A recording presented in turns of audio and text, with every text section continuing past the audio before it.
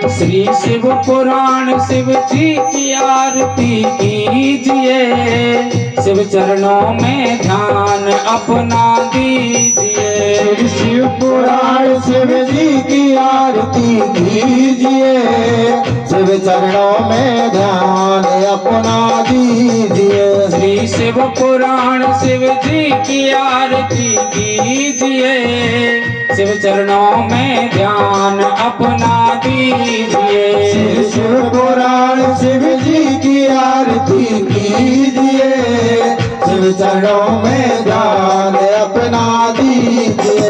ये महाग्रंथ है शिव पुराण, सद्मार्ग बताने वाला, मुक्ति को दिलाने वाला, मुक्ति को दिलाने वाला, मुक्ति को दिलाने वाला।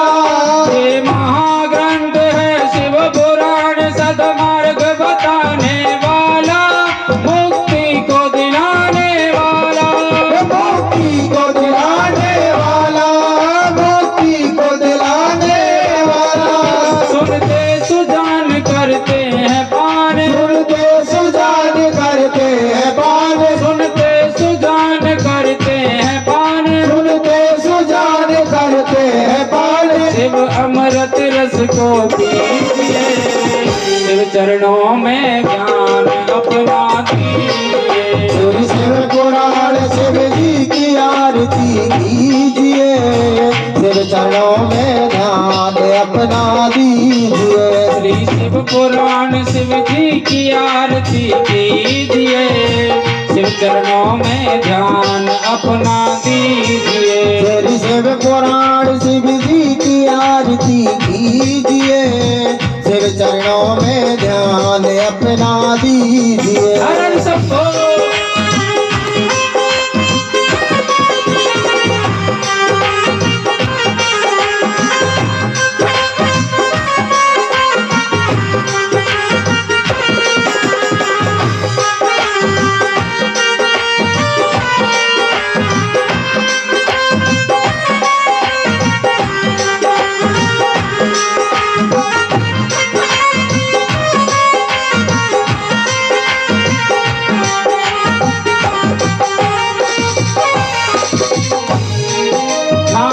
अनूप कल्याण रूप सबके मन को ये भाए, मन मंदिर में बस जाए, मन मंदिर में बस जाए, मन मंदिर में बस जाए। ताकि अनूप कल्याण रूप सबके मन को ये भाए, मन मंदिर में बस जाए, मन मंदिर में बस जाए, मन मंदिर में बस जाए। शिव ध्यान लगा मन को भी जगा, शिव ध्यान लगा मन को भी जगा, शिव ध्यान लगा मन को भी जगा, शिव ध्यान लगा मन को भी जगा। धन मन धन अर्पण कीजिए, शिव चरणों में ध्यान अपना दीजिए। शिव पुराण शिव जी की आरती कीजिए, शिव चरणों में ध्यान अपना दीजिए। शिव पुराण शिव जी की आरती कीजिए, शिव चरणों में ध्यान अपना दीजिए। शिव पुराण शिव जी की आरती कीजिए, शिव चरणों में ध्यान अपना दीजिए। हर हर महादेव।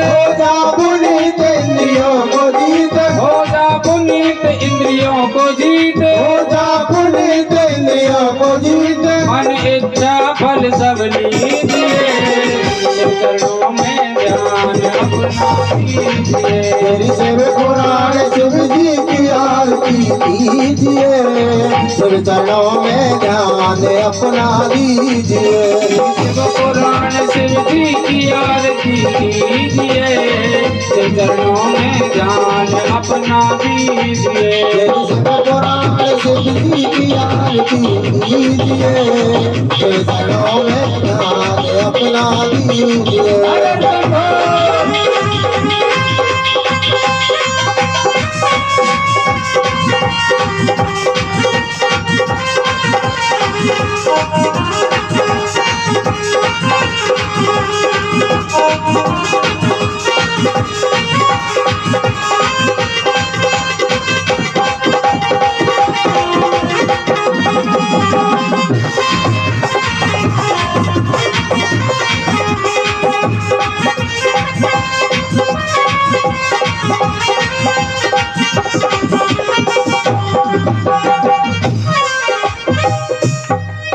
ये विश्वनाथ करते सनाथ सब दुख मिटाने वाला अब पार लगाने वाला हम पारी लगाने वाला हम पारी लगाने वाला ये विश्वनाथ करते सनाथ सब दुख मिटाने वाला अब पार लगाने वाला हम पारी लगाने वाला हम पारी लगाने वाला जपो नमः शिवाय ओम नमः शिवाय नमः शिवाय ओम नमः शिवाय जपो नमः शिवाय ओम नमः शिवाय नमः शिवाय ओम नमः शिवाय रमाकांत को शरण में लीजिए शिव चरणों में ध्यान अपना कीजिए तेरी शिव पुराण शिव जी की आरती कीजिए शिव चरणों में ध्यान अपना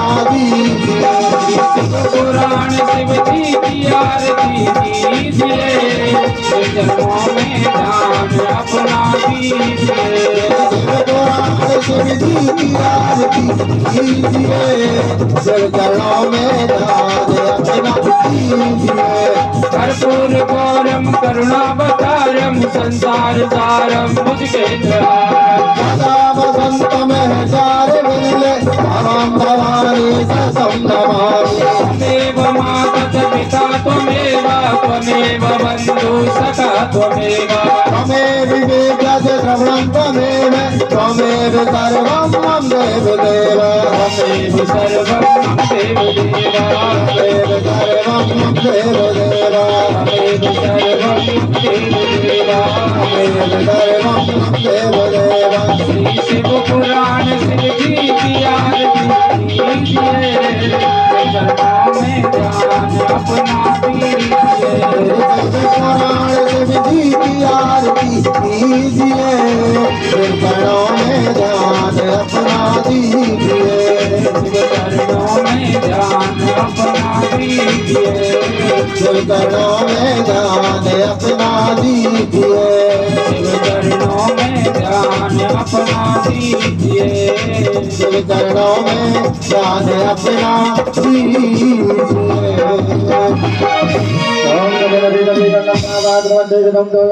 शांति अंतरम शांति शांति राभा शांति हृदय शांति देवा शांति सर्वभौम शांति शांतिरेवा शांति सामा शांति यतो यथा समय यथे ततो न वयं गुरु तन्न गुरु प्रजाभ्यो वयं नमः पदभ्यः शांति भवतु राज महाराज की जय हो जय जय श्री राधे जय जय श्री राधे जय जय श्री राधे नमः पार्वती पतये हर हर हर महादेव शंभो सभी हरि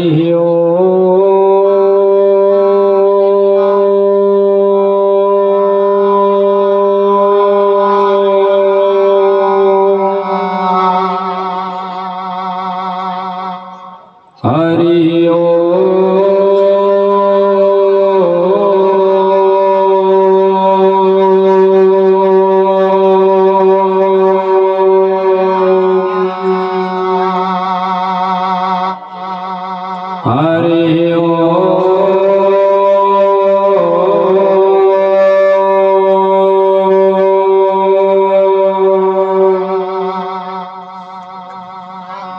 श्री गणेशाय नमः। श्री सरस्वत्यै नमः।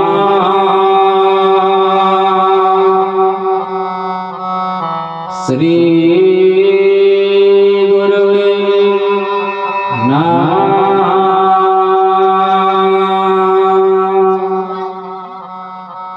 गुरुर्ब्रह्मा गुरुर्विष्णु गुरुर्देवो महेश्वर गुरुर्साक्षात् परं ब्रह्म तस्मै श्री गुरवे नमः।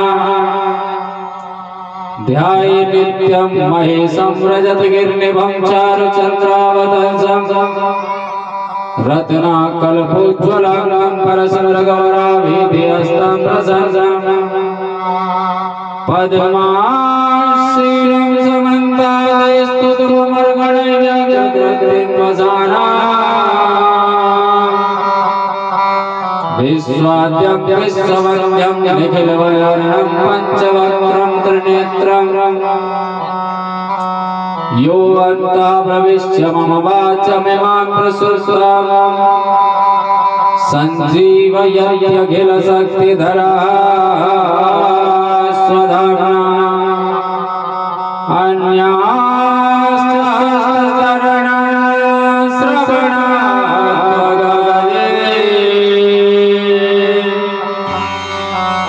प्राणान्नमो भगवते पुरुषाय तुभ्यं देवदनुजनरनागखग प्रीतपितरा गन्धर्व वन्दो किन्नररजनिचरा कृपा करो मम शरण। श्री श्री अनंत विभूषित श्री सदगुरु चरण कमल जगत की अधिष्ठात्री देवी माँ जगदम्बा सूक्ष्म जगत में विराजमान देवगण दृश्य अदृश्य रूप में विराजमान संत समाज माताएं बहनें तथा लाडली बेटियां युवान भाई मेरे पूज्य बुजुर्ग और भी ज्ञात अज्ञात समस्त श्रोता समाज छवि भक्ति यूट्यूब चैनल के माध्यम से जुड़े हुए सभी श्रोतागण सभी को भगवत भाव से व्यासपीठ की ओर से जय श्री राधे जय श्री कृष्णा श्री शिवाय नमस्तुभ्यं। आज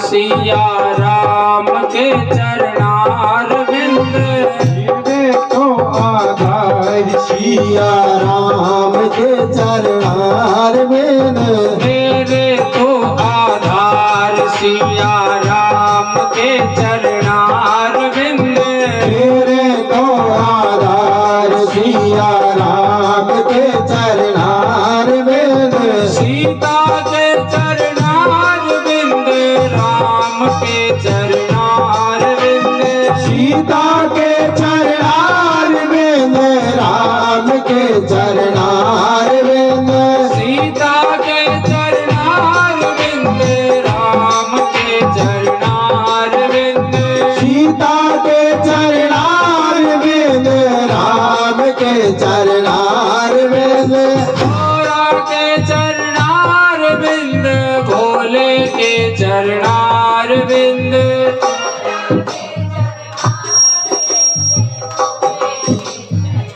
आप सभी को हमारे साथ में गाना है। कहते हैं कीर्तन करने से मन की शुद्धि होती है, गंगा स्नान करने से तो तन की शुद्धि होती है, लेकिन भगवान नाम का कीर्तन करने से मन की शुद्धि होती है। इसलिए सभी को उच्च स्वर में बोलना है, थोड़ा 50-50 ग्राम बढ़ा करके। गौरा के चरणार बिंद, भोले के चरणार बिंद,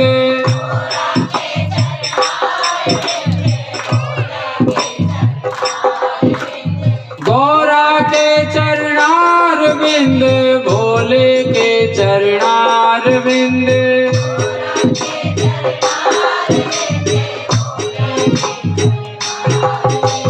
मेरे तो आधार सिया राम के चरणार बिंद, मेरे तो आधार सिया राम के चरणार बिंद, मेरे तो आधार भोले बाबा के चरणार बिंद, मेरे तो आधार भोले बाबा के चरणार बिंद। हर हर शंभो।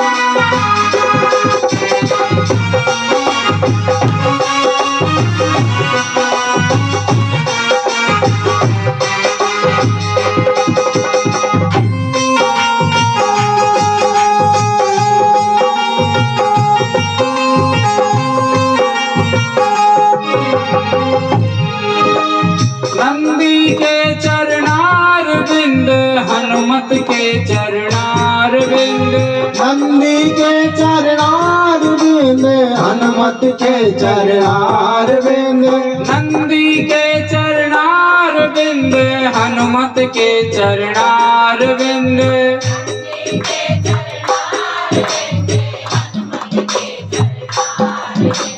नंदी के चरणार बिंद, हनुमत के चरणार बिंद,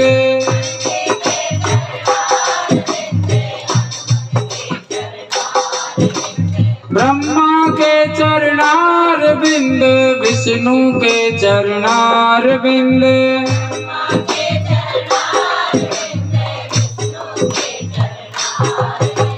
ब्रह्मा के चरणार बिंद, विष्णु के चरणार बिंद,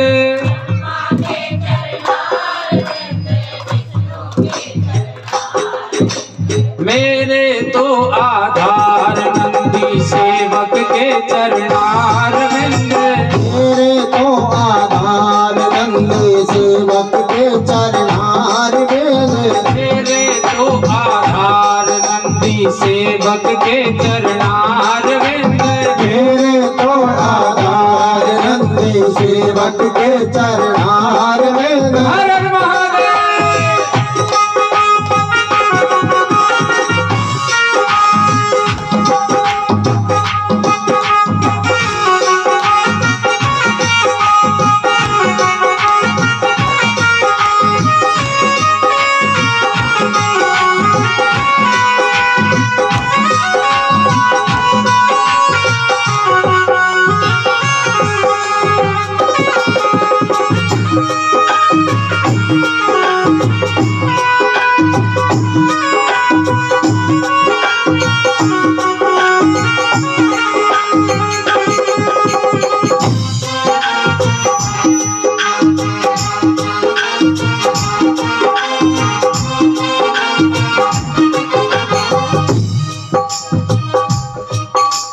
नारद के चरणार बिंद, सारद के चरणार बिंद,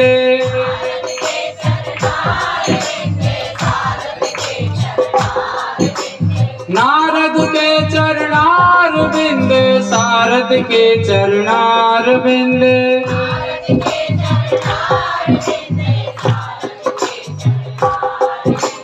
राधे के चरणार बिंद, कृष्णा के चरणार बिंद,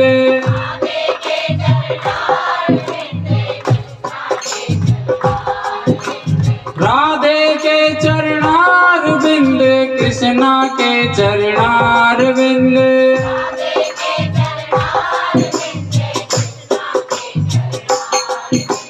मेरे तो आधार सिया राम के चरणार बिंद, मेरे तो आधार सिया राम के चरणार बिंद, मेरे तो आधार भोले बाबा के चरणार बिंद, मेरे तो आधार भोले बाबा के चरणार बिंद, मेरे तो आधार नंदी सेवक के चरणार बिंद, मेरे तो आधार नंदी सेवक के चरणार बिंद, मेरे तो आधार हनुमत बाबा के चरणार बिंद।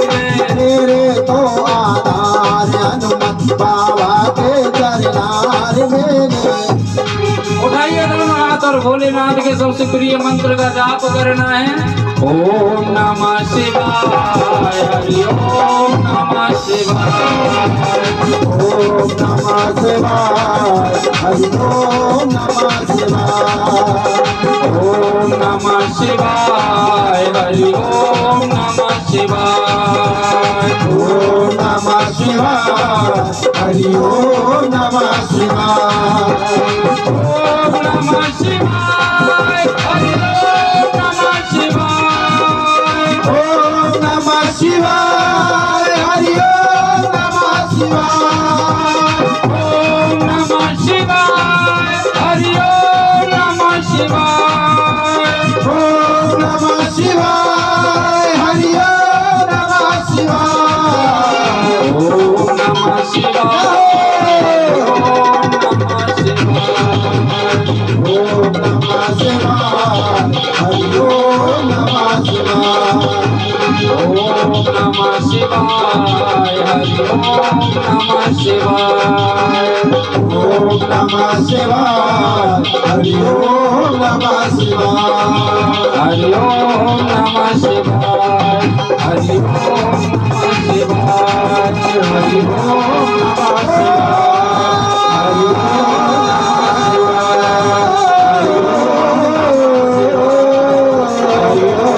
नमः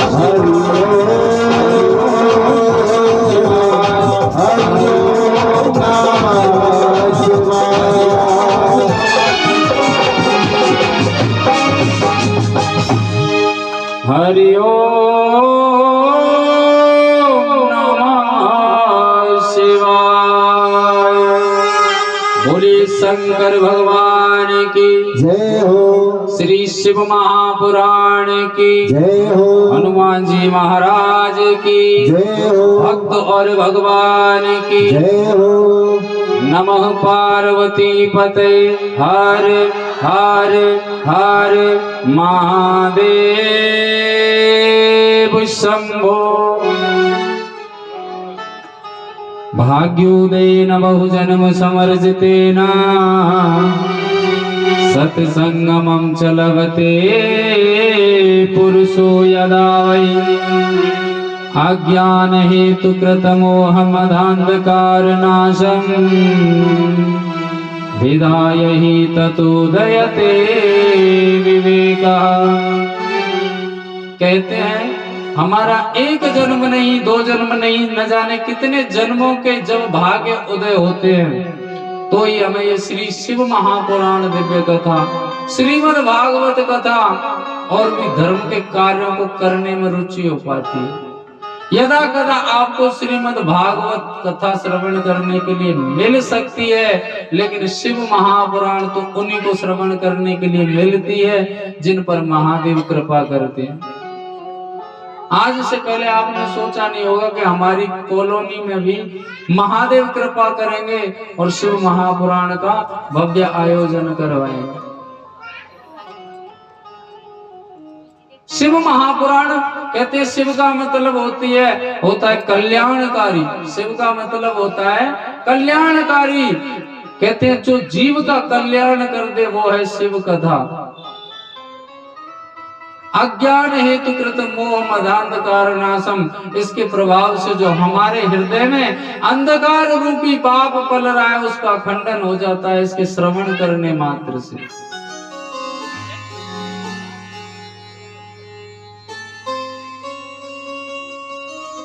कहते हैं जहां भी धर्म के कार्य होते हैं, भगवान की कथाएं होती हैं, कीर्तन होते हैं, जाना चाहिए। और जितना बार इनको श्रवण करेंगे उतना ही बार हमारे जीवन में परिवर्तन आता है। और ये तो शिव कथा है, महादेव की कथा है। शिव महापुराण कौन कौन सुनता है? एक दो में ये सुनती है, प्रदीप मिश्रा जी की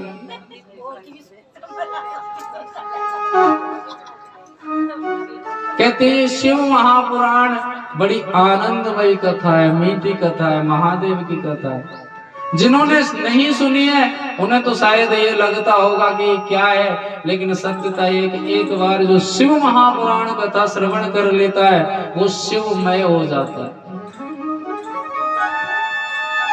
कहते हैं उसे शिव महापुराण के अलावा फिर कुछ अच्छा नहीं लगता। मन में हमेशा जागृति रहती है, क्यों ना हम सन्मुख जाकर के कथा का श्रवण करें। लोग कहते हैं हम सीहोर जाएंगे, प्रदीप मिश्रा जी कथा श्रवण करने के लिए सीहोर जाएंगे, और सीहोर जाते हैं, जाकर के कहते हैं वहां पर इतनी भीड़ है कि उस भीड़ में व्यास गद्दी का भी ढंग से दर्शन नहीं होता। और उन भक्तों के लिए महादेव ने कृपा की है कि उनकी कॉलोनी में आकर के प्रकट हो गए। भोलेनाथ की छवि निराली है, बड़ी आनंदमय। महादेव का पूजन करने प्रांगण में जाते हैं। पूजन कैसे करते हैं महादेव का पता है ना? एक जल लोटा इधर मारा, एक उधर मारा, और चलते टाइम एक बतासा रख दिया जो कि बाबा समाल चीटा है। कहते हैं जैसे आज इस परम पवित्र भूमि पर हम सब एकत्रित हुए हैं, किस लिए? शिव महापुराण कथा श्रवण करने के लिए, कथा सुनने के लिए। ऐसे पुराणों की विद्या के लिए एक बड़ी सुंदर भूमि है जिसे हम कहते हैं नैमिषारण्य क्षेत्र। उस नैमिषारण्य क्षेत्र में 88,000 महात्मा रहते हैं, संत रहते हैं। और ऐसे ऐसे संत हैं जिनकी लाखों वर्ष की उम्र है, लाखों वर्ष की उम्र जिन संतों की। और कहते हैं संतों के पास में क्या काम होता है कि प्रातः जागे अपनी नित्य क्रिया की। नित्य क्रिया जानते हो ना भैया किसे कहते हैं, है ना? सुबह जागे, नहाए धोए, स्नान आदि किया, अपना पूजा पाठ किया नित्य का, उसके बाद में काम धाम में लग जाते हैं। और महात्माओं पर क्या काम होता है? सभी एक जगह बैठ जाते हैं और कोई ना कोई ऐसी भगवान के प्रसंग की चर्चा छेड़ देते हैं जो सुबह से सांझ हो जाती है उसमें। ऐसे ही महात्मा सब एकत्रित बैठे हुए थे। और एक दिन की बात है कि महर्षि वेदव्यास जी के परम लाडले शिष्य सूत जी, ब्राह्मण पुत्र हैं जिनका नाम है रोमहर्षण, ये आ जाते हैं। तो कहते उस बालक की, ब्राह्मण बालक की उम्र थी केवल 20 वर्ष की। उस बालक को देख करके, उस ब्राह्मण को देख करके सभी संत जन खड़े होकर के उनका स्वागत करते हैं। जैसे आज हम आए कथा के लिए पंडाल में, आप सब खड़ी हुए, आपने सबने आदर भाव दिया, ऐसी उनका आदर सम्मान कर रहे थे। जिनकी लाखों वर्ष की उम्र है और एक 20 वर्ष का ब्राह्मण बालक, उनको देख करके महात्माओं को खड़े होकर के साष्टांग लेट गया। प्रभु ये क्या करते हैं आप? मुझ पर क्यों पाप चढ़ाते हो? आप मुझे प्रणाम करते हो, मैं तो आपसे कई गुना छोटा हूँ, कई गुना छोटा हूँ। आपकी तो लाखों वर्ष की उम्र है, मैं तो केवल 19-20 वर्ष का हूँ। संतों ने सूत जी को एक ऊंची सी गद्दी पर बिठाया और उनसे कहा कि सूत जी, आप गलत किसी को बड़ा मानते, आप मानते किसे हैं बड़ा? हम ऐसे उम्र वाले को बड़ा नहीं मानते। धन वृद्धा बल वृद्धा आयुर वृद्धास तथैव च ते सर्वेपि ज्ञानम किंकरा शिष्य किंकरा। हो सकता है कोई धन में बड़ा होता है, जो करोड़पति है, अमीर है, पैसे वाला है, आप उसे बड़ा मानते हो, मैं उसे बड़ा नहीं मानता। बल वृद्धा हो सकता है जो शक्तिमान हो, पहलवान हो, ताकतवर हो, आप उसे बड़ा मानते हो। हम उसे बड़ा नहीं मानते। यदा कदा आयुर्वृद्धास्तथैव च, हो सकता है आप उसे बड़ा मानते जो उम्र में बड़ा होता है, हम उसे बड़ा नहीं मानते। हम किसे बड़ा मानते हैं? ते सर्वेपि ज्ञानम किंकरा शिष्य किंकरा, जो ज्ञान में सबसे बड़ा होता है, ज्ञानवान होता है, वही हमारी दृष्टि में सबसे बड़ा होता है। इसलिए आप ज्ञान में हमसे कई लाख गुना बड़े हैं, हम बड़े नहीं हैं, आप बड़े हैं। इसलिए आज हम आपसे कुछ पूछना चाहते हैं। कहते हैं संतों के पास में जाते हैं तो व्यर्थ का प्रश्न नहीं करना चाहिए, एक ही प्रश्न करना चाहिए कि प्रभु महादेव के प्रति हमारी श्रद्धा होगी कि नहीं, महादेव की भक्ति हमको प्राप्त होगी या नहीं। जीवा स्वासुरतां प्राप्ता प्रायो घोरे कलादेहा, तस्य संशोधने किमहि विद्यते परमायनम्। कहते हैं सांसारिक लोग, सांसारिक मनुष्य अपने कर्मों के द्वारा कष्टों को भोग रहे हैं। प्रभु कोई ऐसा मंगलमय प्रसंग आज आप सुनाइए जिसे सुन करके जीव का कल्याण हो जाए, मुक्ति प्रदान कर दे। कहते हैं अगर परमात्मा से मिलने के लिए, जन कल्याण के लिए अगर हम कोई प्रश्न करते हैं तो महात्माओं को बड़ी खुशी होती है। पुरुषस्य नयत कार्या म्रियमाणस्य सर्वथा। सूत जी ने कहा आपका प्रश्न सुन करके आनंद आ गया। पुरुषस्य नयत कार्या, आपने अपने लिए ये प्रश्न नहीं पूछा, ये प्रश्न आपने जन कल्याण के लिए पूछा है, लोगों के कल्याण के लिए पूछा है। इसलिए आज हम आपको वायु महापुराण की कथा सुनाते हैं। प्रभु ये वायु पुराण क्या है? वो बताया उन्होंने कि हमारी 18 पुराण है, हमारी कुल 18 पुराण हैं। जो चौथे नंबर की पुराण है वायु पुराण, जिसे हम शिव महापुराण के नाम से जानते हैं। 18वें नंबर की है श्रीमद् भागवत महापुराण, जो श्रीमद् भागवत कथा है, भागवत महापुराण है, वो 18वें नंबर की है। और ये पुराणों में चौथे नंबर की आती है, जिसका नाम है वायु पुराण, और इसी का नाम है जिसे हम शिव महापुराण के नाम से जानते हैं। प्रभु उस प्रसंग को सुनाइए जिससे शिव तत्व की प्राप्ति हो जाए, महादेव के प्रति लोगों का लगाव हो जाए। कहते हैं कलिकाल में एक महादेव ऐसे देव है कि यूं तो वो देवों के भी देवता हैं, देवताओं के भी देवता हैं, संहार करता है। लोगों का कल्याण करने के लिए शिव कथा का आप व्याख्यान करें, शिव कथा सुनाएं। और शिव कथा कैसी है? कहते हैं जब तक हम महादेव तक नहीं जाते, जब तक हमको अटपटा लगता है। क्यों? क्योंकि महादेव की वेशभूषा ही ऐसी है। सभी देवताओं के मंदिर पर कहते हैं दोपहर को पर्दा लग जाता है, पट बंद हो जाते हैं, सांझ को पट बंद हो जाते हैं। लेकिन मेरे महादेव का एक ऐसा प्रांगण है कि भक्त को जब फुर्सत मिले तब आजा, 24 घंटे दरवाजे खुले मिलते हैं। मोहनी मूरत पे भोले दिल दीवाना हो गया, मोहनी मूरत पे भोले दिल दीवाना हो गया, मोहनी मूरत पे भोले दिल दीवाना हो गया, मोहनी मूरत पे भोले दिल दीवाना हो गया, मोहनी मूरत पे भोले दिल दीवाना हो गया, दिल दीवाना हो गया बाबा, दिल मस्ताना हो गया, दिल दीवाना हो गया बाबा, दिल मस्ताना हो गया, दिल दीवाना हो गया बाबा, दिल मस्ताना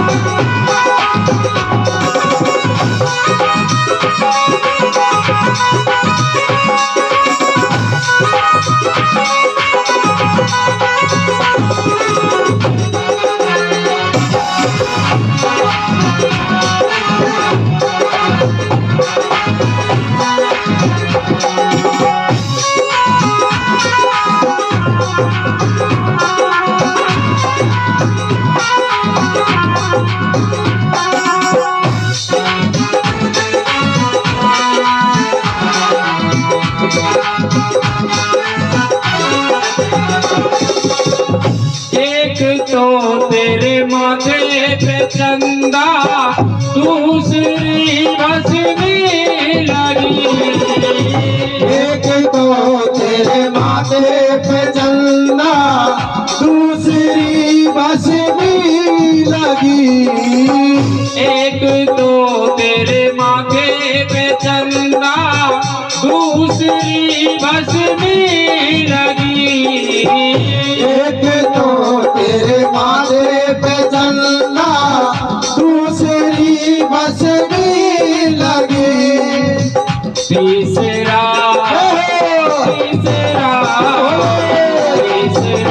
गंगा का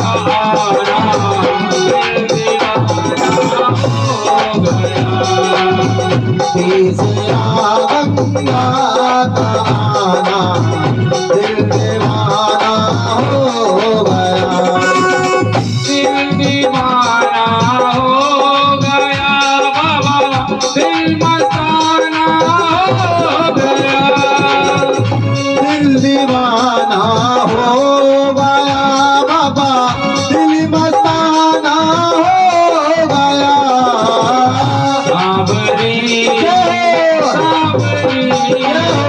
सावरी सूरत पे बाबा दीवाना हो गया।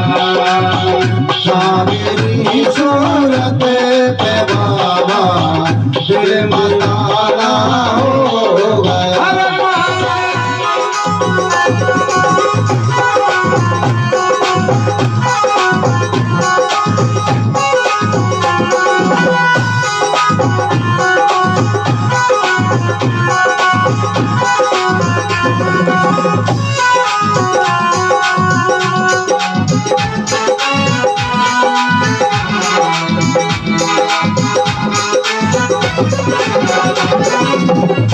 एक तो तेरे नाग काले, दूजी माला मुंडन की। एक तो तेरे नाग काले, दूजी माला मंडल की। एक तो तेरे नाग काले, दूजी माला मुंडन की। एक तो तेरे नाग काले, दूजी माला मंडल की। तीसरा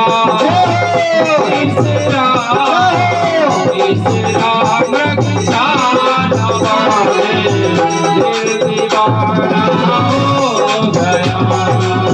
तीसरा मृगशाला वाले दिल दीवाना हो गया।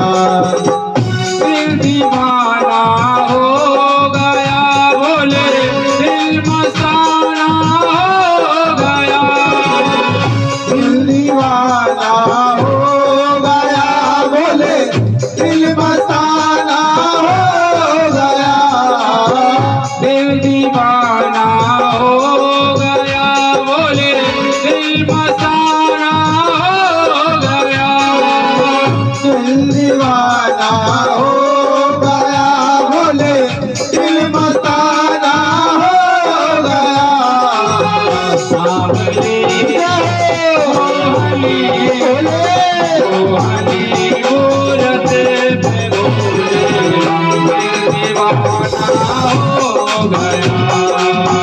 मोरी मूरत पे बोले दिल दीवाना हो गया।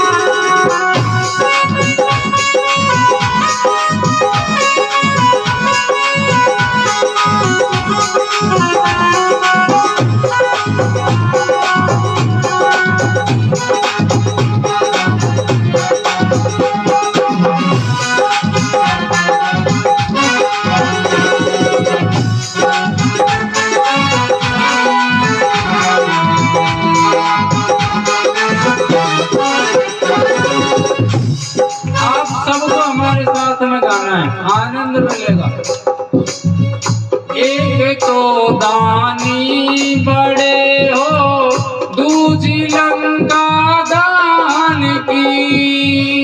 एक तो दानी बड़े हो, दूजी लंका दान की। देखो थोड़ी बहुत अगर गुंजाइश हो तो मैं बढ़ा कर 50-50 ग्राम, ज्यादा नहीं। एक तो दानी बड़े हो, दूजी लंका दान की। एक तो दानी बड़े हो, भैया आप बोले। एक तो दानी बड़े हो, दूजी लंका दान की।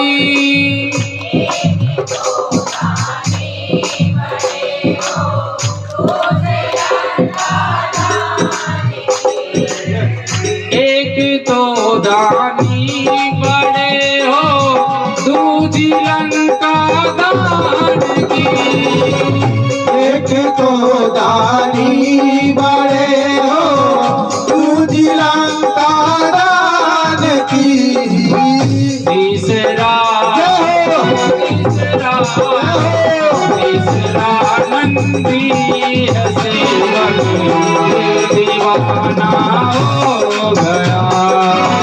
तीसरा नंदी है सेवक, दिल दीवाना हो गया। दिल दीवाना हो गया, शंभो दिल मस्ताना हो गया। दिल दीवाना हो गया, शंभो दिल मस्ताना हो गया। मोहनी मूरत पे बाबा दीवाना हो गया। मोहनी मूरत पे बाबा दिल दीवाना हो गया।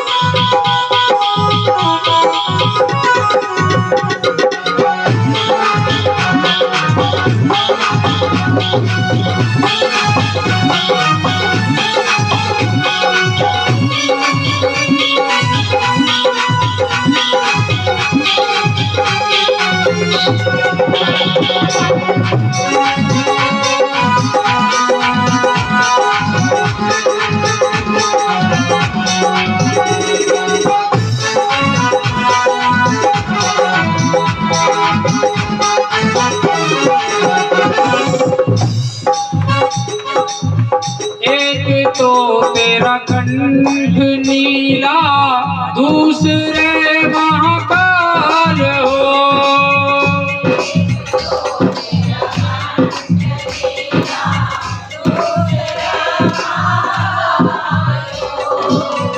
एक तो तेरा कंठ नीला दूसरे महाकाल हो।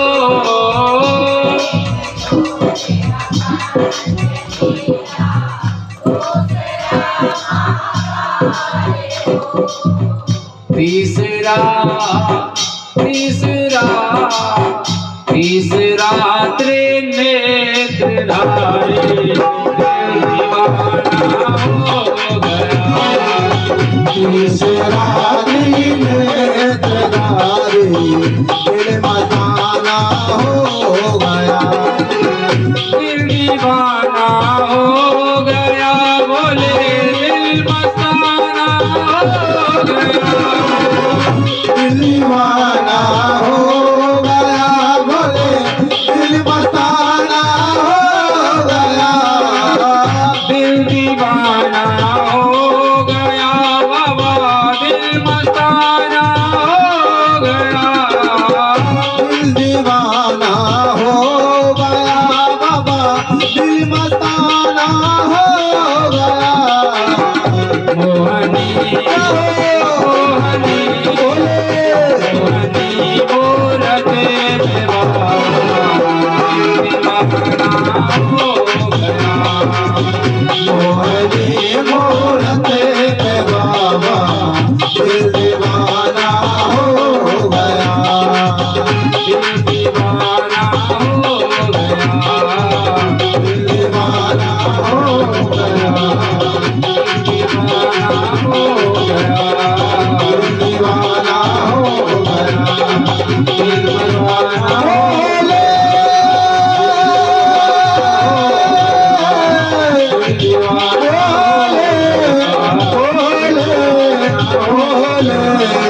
दिल दीवाना हो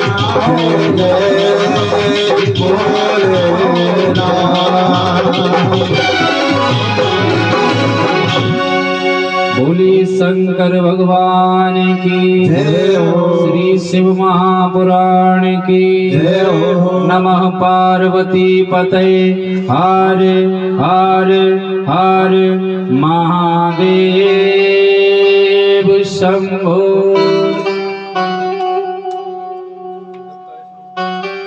कहते हैं सूत जी शौनक आदि ऋषियों को शिव महापुराण दिव्य कथा की मंगलमय प्रसंगों का वाचन करते हैं।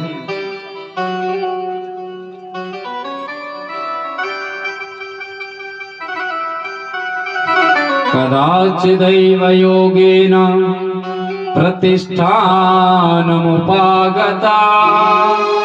शिवालयं ददर्शास्तो तत्र साधु जनामृता। शौनक आदि ऋषि कहते हैं कि ये शिव कथा कोई साधारण कथा नहीं, कल्याण कराने वाली है।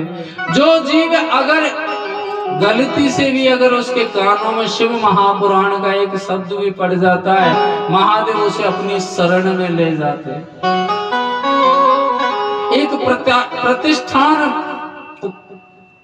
एक प्रतिष्ठान नगर नामक एक गांव था, जिसमें एक देवराज नाम का ब्राह्मण था। उसने केवल ब्राह्मण कुल में जन्म लिया था, बाकी कर्म उसके ब्राह्मण के नहीं थे। ना तो कभी उसने वेद अध्ययन किया, ना कभी पूजा पाठ किया। ब्राह्मण कुल में जन्म लेने का वो कोई फायदा नहीं उठा सका। वो क्या करता कि प्रातः का निकलता, दिन में 10-12 लोगों से लड़ाई करवा दी, आगे चोरी डकैती करने लगा, कहते लूटपाट करने लगा और पुरुषों की हत्याएं करने लगा। आसपास के लोग परेशान थे उससे। कहते हैं ब्राह्मण के भी कर्म होते हैं। ब्राह्मण के 6 कर्म बताए गए हैं, दान लेना और दान देना,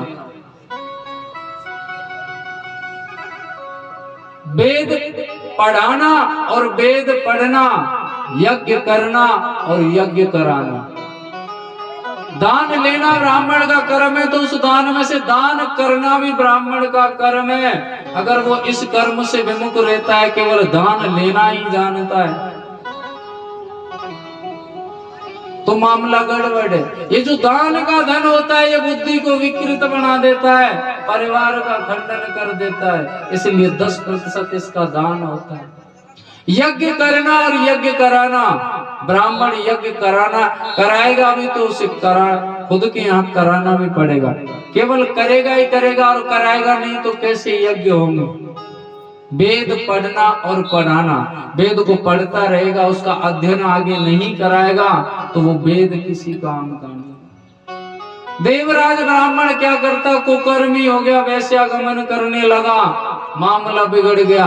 और कहते हैं जब बुढ़ापा आ गया उसका, तो पहले जो जंगल थे महादेव के, वो जंगलों में मिला करते थे। जो मंदिर है महादेव के मंदिर जंगलों में मिला करते थे, क्योंकि बड़े बड़े ऋषि महात्मा शांति के वातावरण के लिए, एकाग्र चित्त लगाने के लिए जंगलों में जाते थे और महादेव का प्रतीक स्थापित कर देते थे, मूर्ति स्थापित कर देते थे शिवलिंग के रूप में। उन्हीं पर अपनी आराधना किया करते थे। उसी मंदिर में एक देवराज नाम का ब्राह्मण भ्रमण करता हुआ चला गया। एक पंडित जी शिव महापुराण की कथा का वाचन कर रहे। इस देवराज को प्यास लगी तो इसको लगा कि यहाँ पर कोई है, शायद जलपान कर लेते। उसने वहां पर जलपान किया और परेशान होकर के वहीं बैठ गया।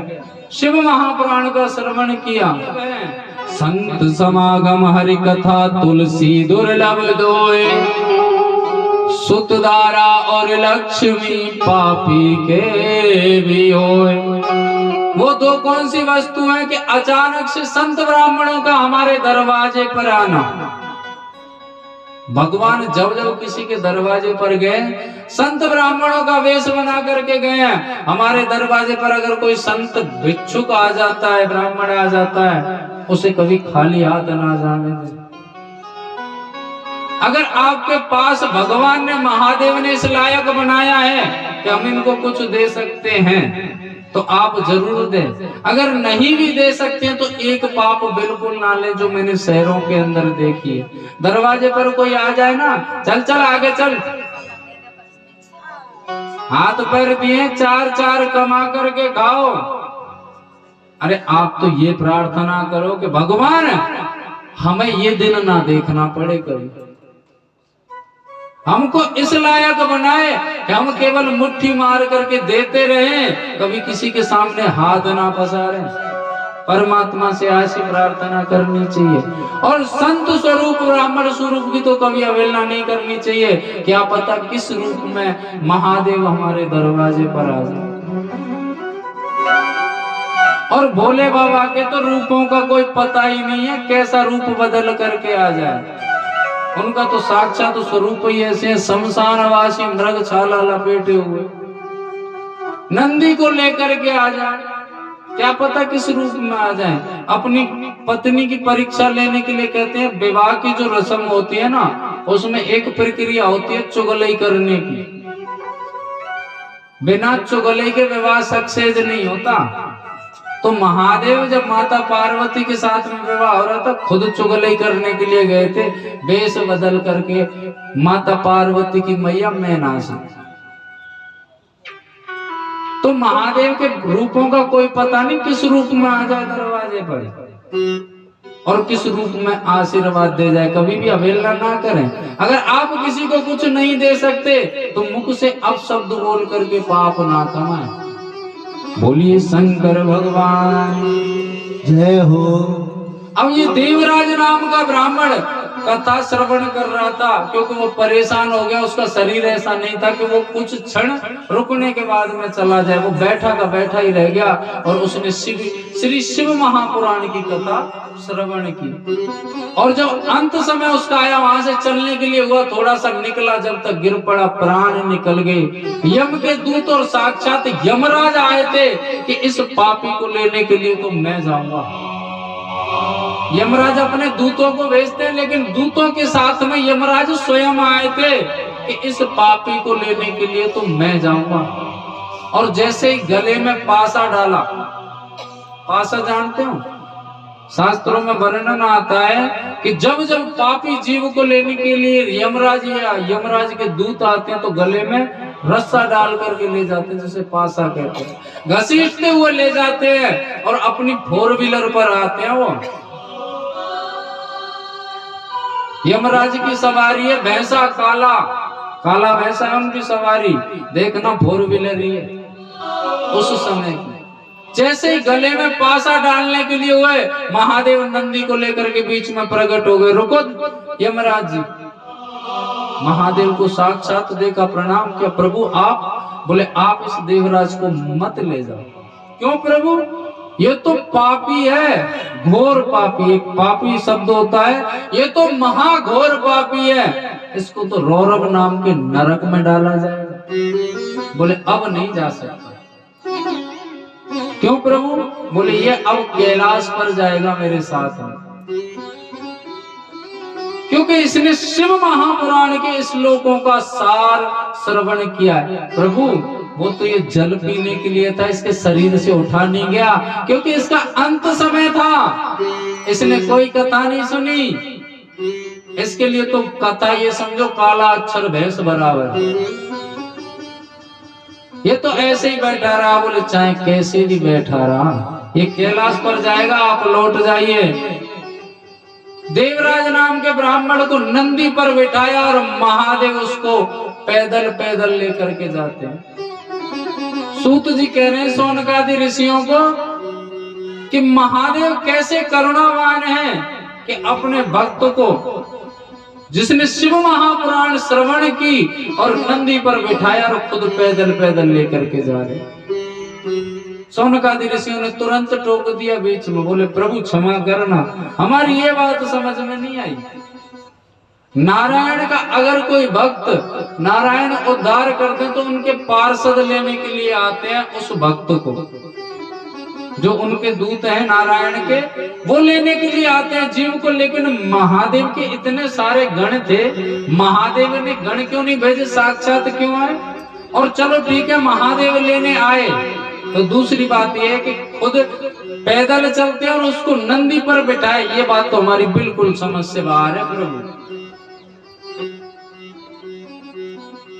सूत जी कहते हैं कि शौनकादि ऋषियों, यही तो फर्क है महादेव की भक्ति में और देवताओं की भक्ति में। वो देवताओं के भी देवता हैं और संहार करता है, लेकिन जब भक्त की बारी आती है उद्धार करने के लिए वो साक्षात आते हैं, किसी दूत को नहीं भेजते, किसी गण को नहीं भेजते, तुरंत आए लेने के लिए और अपनी 4 व्हीलर पर बिठा करके ले गए। भोलेनाथ की 4 व्हीलर कौन सी है? नंदी बाबा। नंदी बाबा पर बिठा करके ले गए, क्योंकि अंत समय श्री शिव महापुराण का श्रवण किया था। कहते हैं जीव के हाथ में फैसला होता है, कुकर्म करके काले कलर की टवेरा में ना जाना चाहेगा या सत्कर्म करके भोलेनाथ के साथ में सफेद कलर की ओडी में जाना चाहेगा, फैसला उसके हाथ में। चलो ठीक है, भोलेनाथ मान लिया कि स्वयं आए, अच्छी बात है, और वो तो करुणा के सागर हैं। भोलेनाथ करुणा के सागर हैं, देवताओं के भी देवता हैं और भोले भी हैं। नाम ही उनका भोला नहीं है, उनके काम भी भोले ही हैं। कोई जल चढ़ा दे तो प्रसन्न, कोई आंकड़ा चढ़ा दे तो प्रसन्न, कोई धतूरा चढ़ा दे तो प्रसन्न, भांग चढ़ा दे तो प्रसन्न, और खुद चढ़ जाए घंटा चुराने के लिए तो प्रसन्न। बता भगत तुझे क्या चाहिए? भोला भंडारी और भोले की लीला तो अपरंपार है।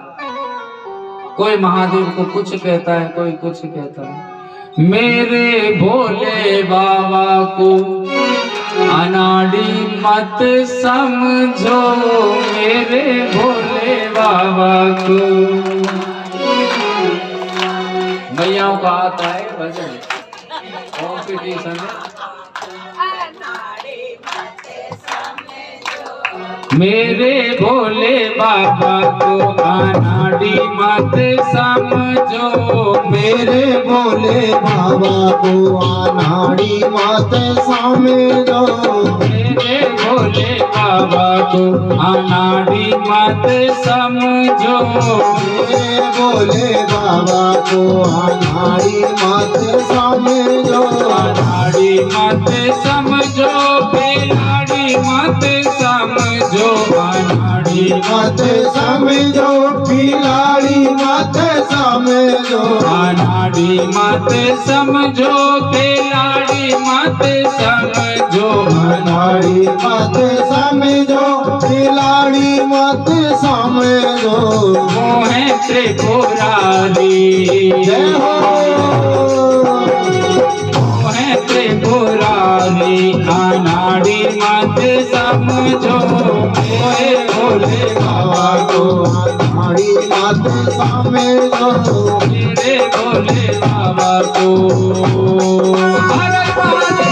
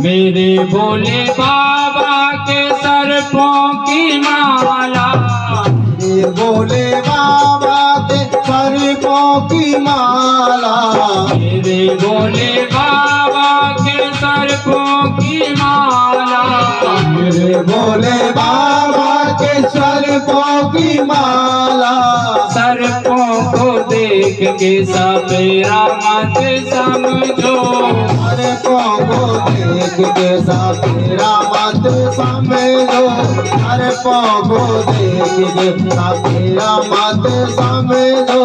मेरे भोले बाबा को हर हर महादेव।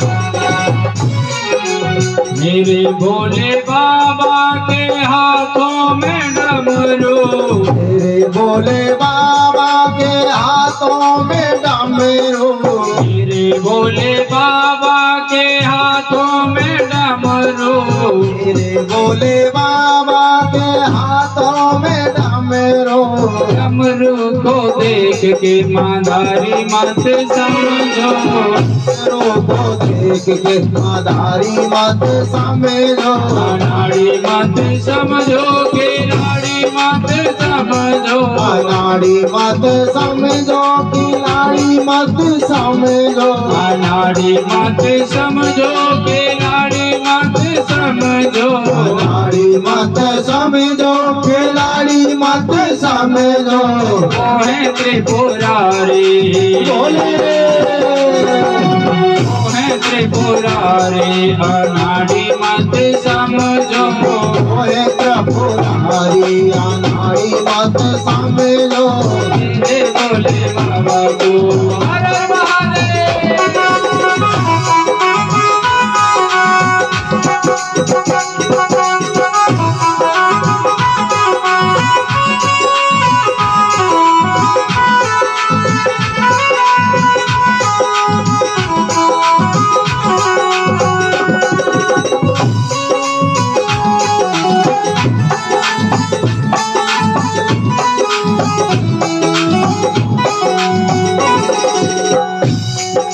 कुछ बात निराली है तेरी,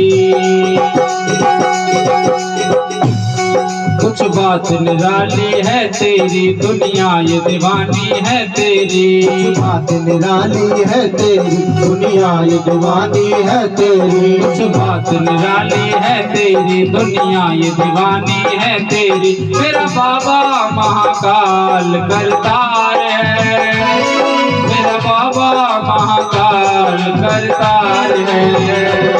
मेरा बाबा महाकाल करतार है, मेरा बाबा महाकाल करतार है। अरे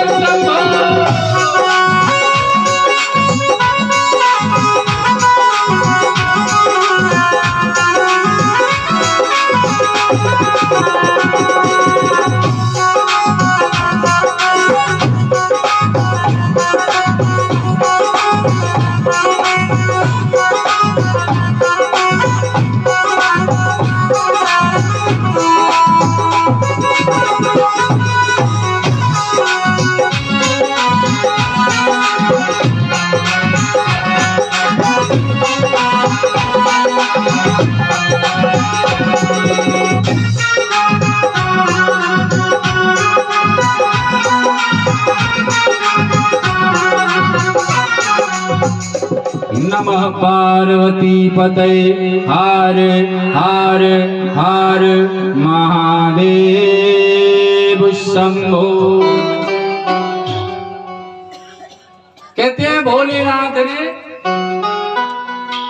केवल शिव महापुराण श्रवण करने से, और उसका अंत समय था, बीमारियों से ग्रसित उसका शरीर था, महादेव ने उसको मुक्ति प्रदान कर दी अपने साथ ले जाकर के।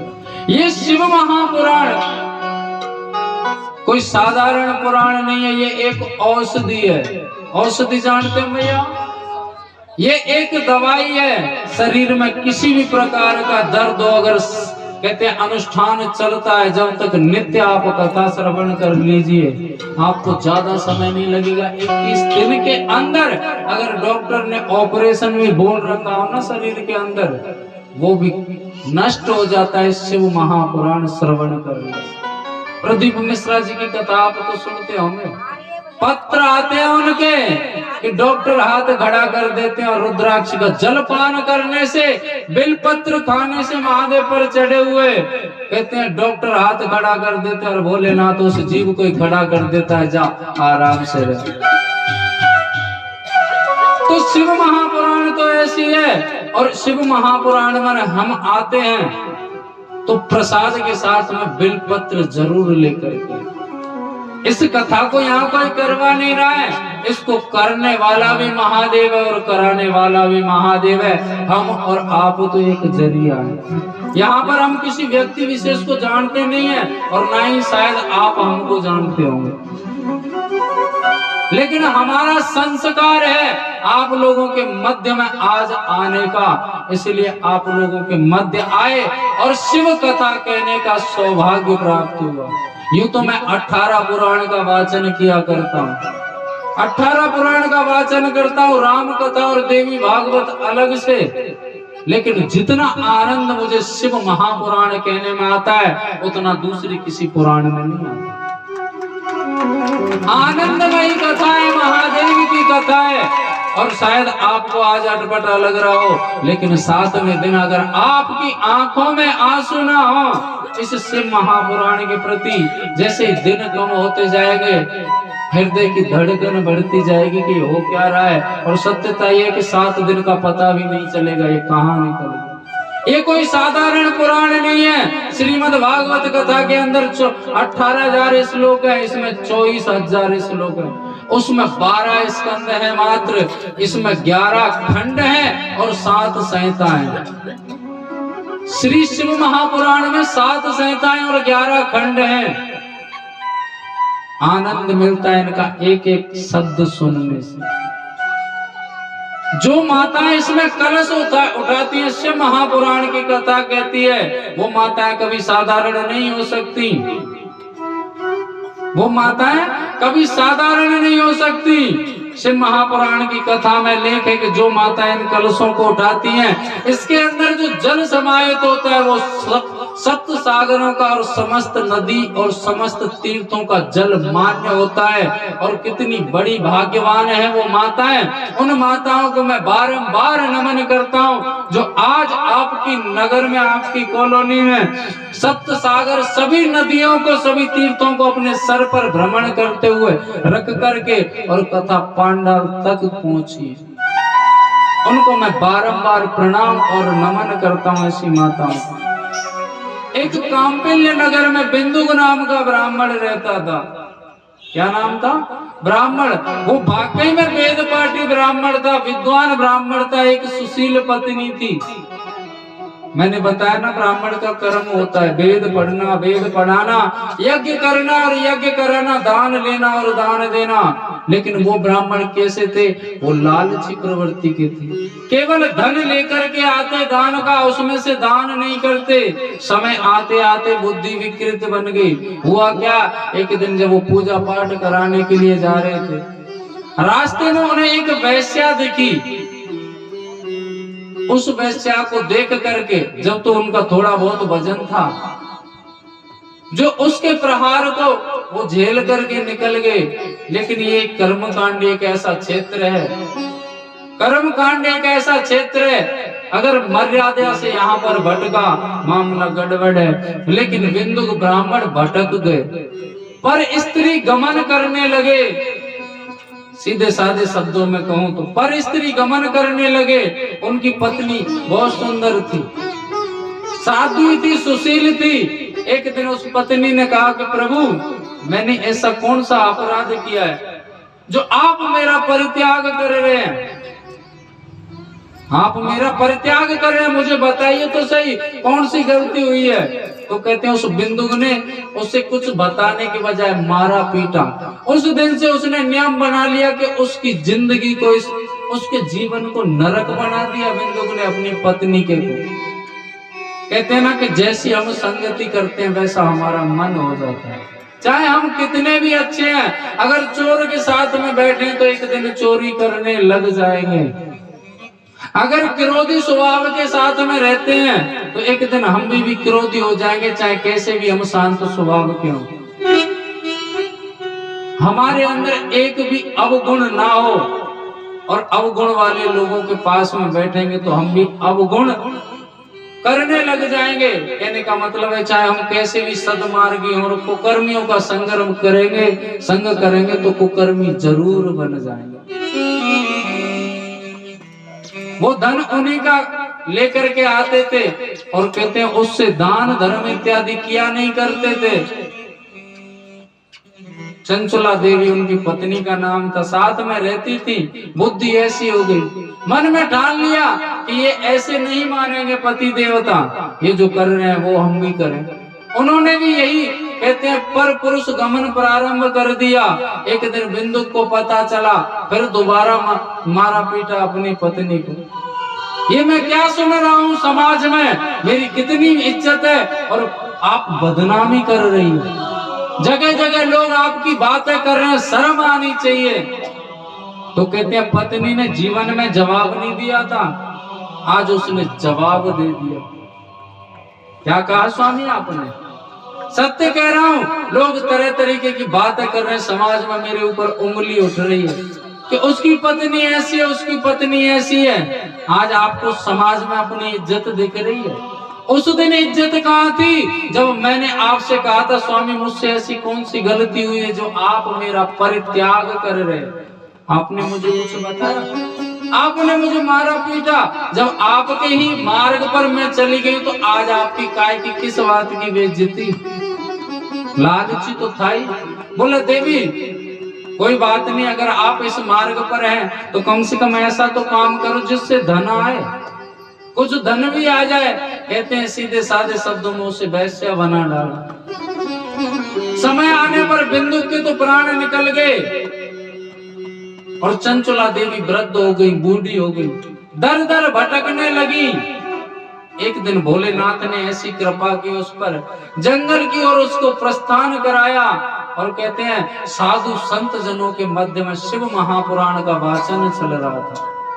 उसमें जाकर के बैठ गई और पंडित जी व्याख्यान कर रहे थे 28 प्रकार के नरकों का, जिसमें रौरव नरक नाम के नरक का जब वर्णन आया कि जो स्त्री पर पुरुष गमन करती है उसे यमराज रौरव नाम के नरक में डालते, जलती हुई कहते हैं खोलती हुई कढ़ाइयों में उसे डाला जाता है, भाले से उसका मांस निकाल निकाल करके एक एक हिसाब उसका किया जाता है। ये जब शब्द सुने चंचला देवी ने रूह कांप गई। इस प्रकार से पंडित जी ने व्याख्यान किया, कथा विराम हुई। चंचला देवी बैठी थी, पंडित जी के पास में गई, पंडित जी को प्रणाम किया। पंडित जी बात पूछो आपसे, कहिए मैया, ये जो आपने 28 प्रकार के नरक बताए थे और आपने कहा था कि जो स्त्री पर पुरुष गमन करती है उसे रौरव नाम के नरक में डाला जाता है, क्या ये बात सही है? पंडित जी ने कहा बिल्कुल सही है। कैसे? बोले हम भगवान को जानते हैं कि 99% लोग ऐसे होते हैं जिन्होंने भगवान को कभी देखा नहीं है।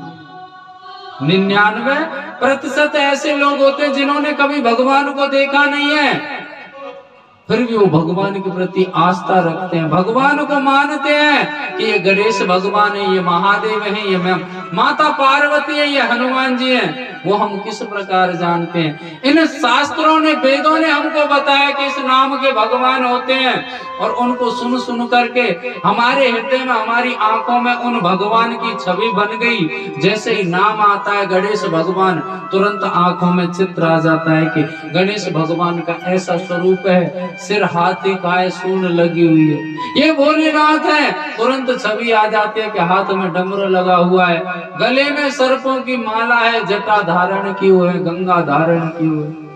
वो हम जानते हैं शास्त्रों के माध्यम से, वेदों के माध्यम से, पुराणों के माध्यम से। अगर वो बात सही है तो बात ये भी सही है कि रौरव नाम के नरक में इस प्रकार जीव के साथ है। प्रभु इसका कुछ उपाय हो सकता है? इसका कोई उपाय? पंडित जी ने बताया कि शिव महापुराण की कथा करवाइए आप अपने यहाँ। प्रभु मेरी तो सामर्थ्य नहीं है, कैसे करवाऊं?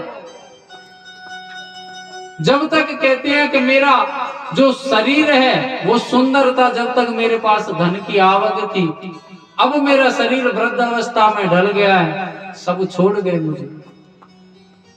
लेकिन आज मैंने शिव महापुराण सुनी, मुझे आनंद मिला।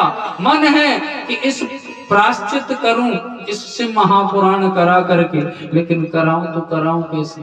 मेरी तो ऐसी सामर्थ्य नहीं है, धन की आवश्यकता पड़ती है। पंडित जी ने एक उपाय बताया। ये जो कथा हो रही है जन कल्याण के लिए हो रही है, इस कथा को कोई करवा नहीं रहा है। आप उसमें एक दिन यजमान बन करके, एक दिन के मुख्य यजमान बन करके आप उसका लाभ ले सकती हैं चंचला देवी।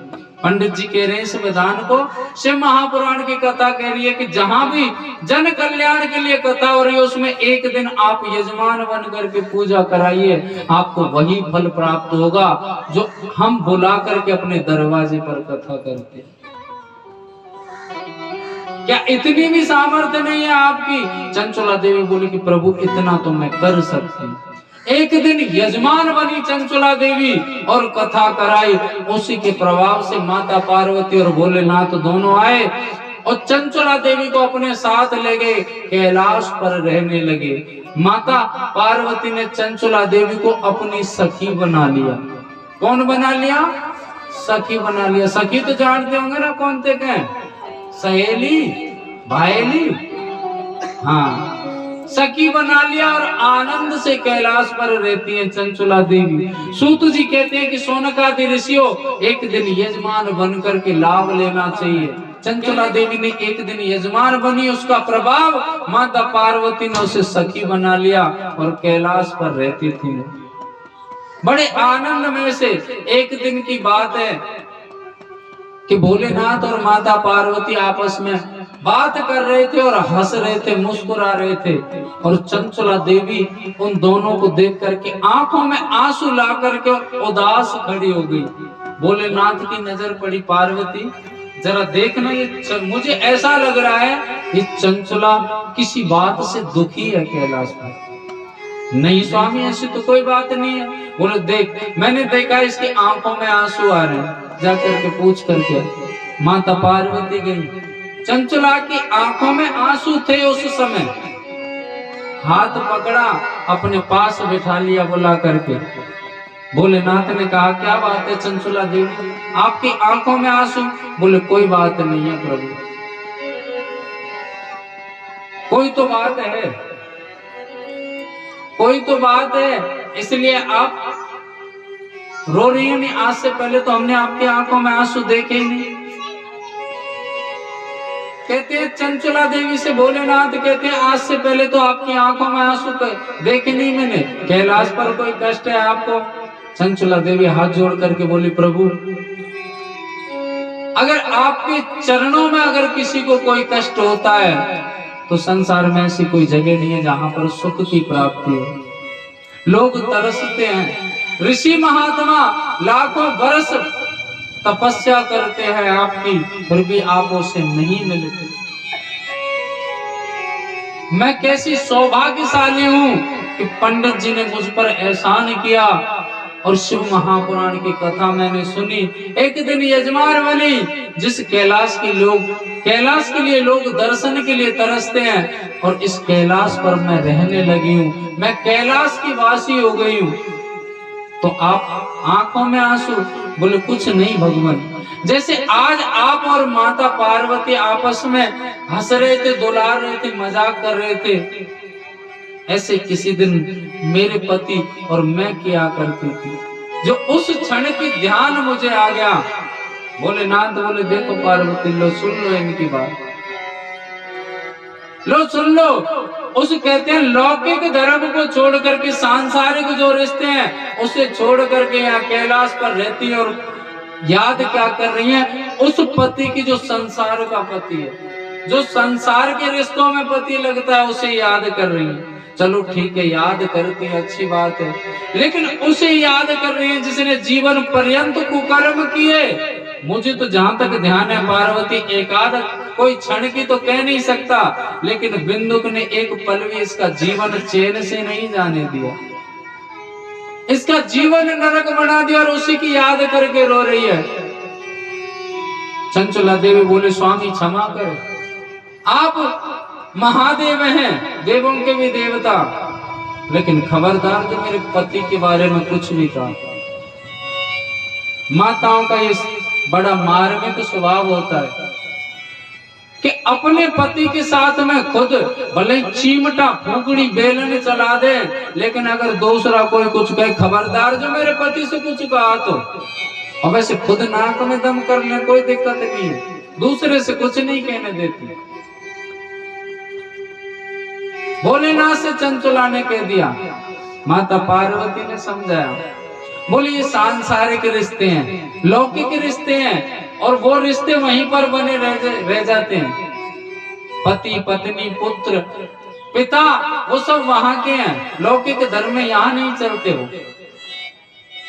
फिर भी भोलेनाथ ने कहा, बोले बताइए आपके मन में कुछ है? बोले प्रभु मुझे ये बता दो कि इस समय मेरे पति कहाँ पर है, क्योंकि उनके कर्म ऐसे थे कि स्वर्ग तो उनको मिलने वाला नहीं है, नरक में ही पड़े होंगे, लेकिन वो हैं तो हैं कहाँ? जब उन्होंने बताया कि गंधमादन पर्वत पर वो भयंकर प्रेत बने पड़े, प्रेत बनकर के बैठे हुए हैं।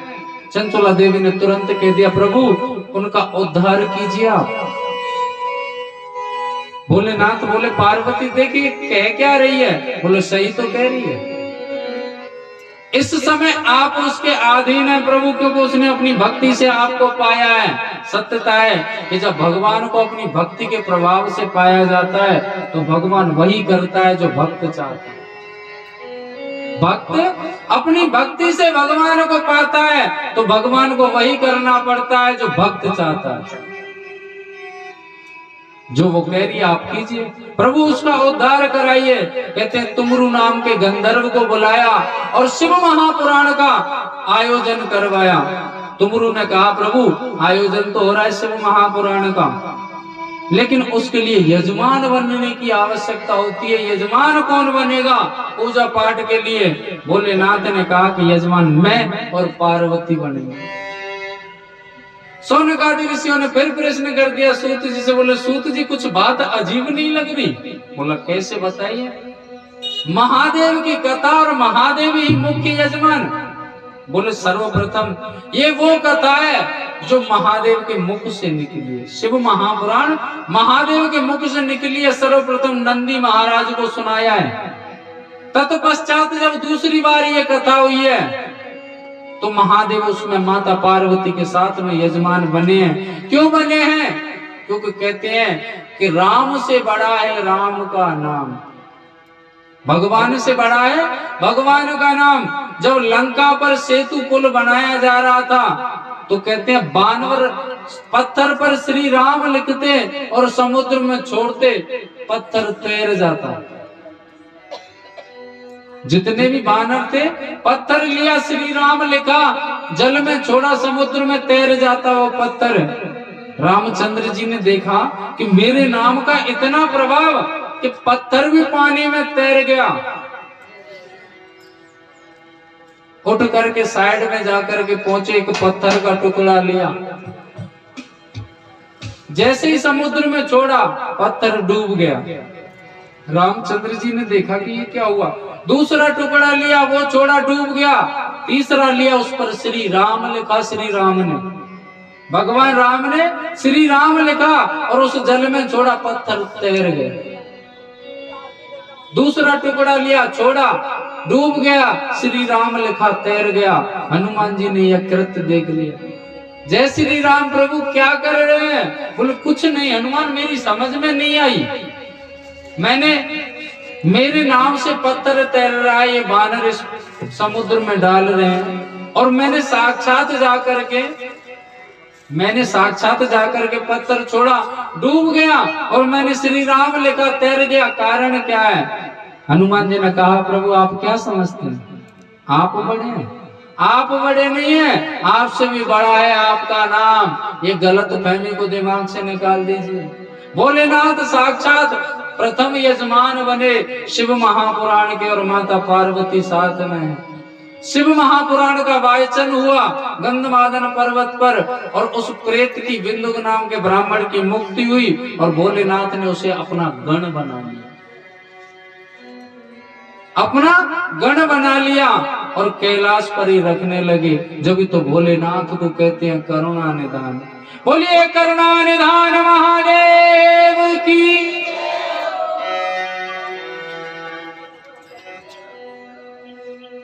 घड़ी ने बंद कर लो लाला। कहते हैं आज महात्म्य की कथा थी। इस कथा के कुछ नियम होते हैं जिस बस्ती में होती है, अगर कोई ना कर सके कहते जीवन निकल जाता है, सत्कर्मों के लिए नहीं कर पाते। 7 दिन की कथा है, 7 दिन की कथा है। इस 7 दिन आप कुछ नियम कर ले तो कहते हैं महादेव जरूर अवश्य कृपा करेंगे। जहां पर भी कथा होती है शिव महापुराण की, वहां पर कथा की आरती होती है 4। कितनी आरती होती है? 4। प्रथम जब यजमान पूजा कराते हैं पहली आरती जब होती है, दूसरी आरती कथा प्रारंभ होती है जब होती है, और तीसरी आरती होती है सांझ को जब कथा विराम होती है, और चौथी आरती होती है सायंकालीन आरती। आप ये 3 आरतियों में सम्मिलित नहीं हो सकते तो सायंकालीन आरती में जरूर होकर के सम्मिलित होकर के इसका लाभ लेना है आपको 7 दिन। जिन माताओं ने कलश उठाए हैं उनके लिए भी कुछ नियम होते हैं। अगर कर लें तो बताऊं, नहीं करें तो नहीं बताऊं। नहीं बताऊं कुछ मैया तो चुपचाप बैठी। जिन माताओं ने कलश उठाए या नहीं उठाए उनके लिए भी नियम है, सबके लिए नियम है। जो करना चाहे वो कर लेना। जहां पर शिव महापुराण स्थापित रहती है वहां पर कैलाश पर्वत के बराबर संज्ञा दी गई है। शिव महापुराण कहती है कि साक्षात मैं महादेव हूं और मैं जहां पर विराजमान रहती हूँ वहां पर कैलाश होता है।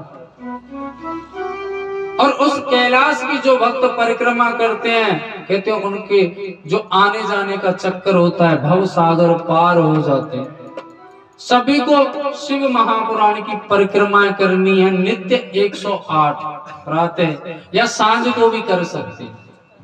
जिनकी अगर सामर्थ्य नहीं है वो इतनी परिक्रमाएं नहीं कर सकते तो कोई बात नहीं, आप गिन करके सामग्री उतनी लाए जितनी गिनती कर सके। 108 जितनी लगाए उतनी ठीक है, बाकी भोलेनाथ पर अर्पण कर दें कि भोलेनाथ इनको 7 दिन क्या तू 3 दिन में ठीक कर दे, चौथे दिन पूरी लगा दूंगी तेरी 108 जिनसे नहीं चला जाता। इस सब के लिए एक बड़ी भ्रांति फैली हुई है। कहते हैं हमारे मन में भगवान के प्रति और भगवान की पूजा के प्रति बहुत सारी मनगढ़ंत बातें जिनके द्वारा हम अधर्म करते हैं उन सब का खंडन करती है शिव महापुराण। भ्रांति फैली हुई है कि महादेव की पूजा पूरी नहीं, महादेव की जो परिक्रमा है वो पूरी नहीं लगती। सही बात है ना, बिल्कुल सही बात है।